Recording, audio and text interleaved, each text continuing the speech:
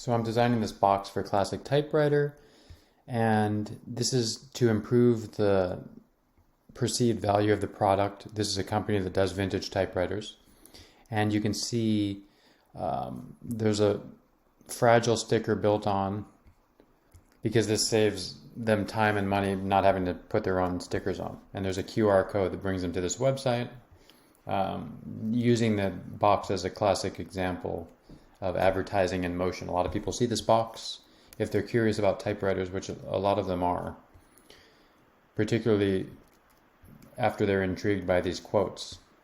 I had an old typewriter and a big idea, J.K. Rowling, and at the typewriter you find out who you are, Tom Robbins. And then this is the inside of the box. And here's a image which correlates with their imagery on Instagram, which is typewriters and flowers. And here's a QR code you can scan to leave a review on Google. So when you open the box, you're happy with it. And the box looks something like this over here. Let's see if I can drag this. There we go. So you can see that plays with the interior and kind of open it up.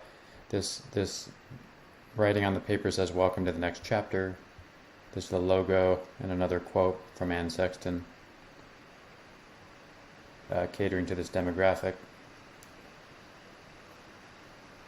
So what do we need on this box? That was the primary question. What do we need to improve the experience, to create more value, to create kind of a sense of excitement so that people will open this on social?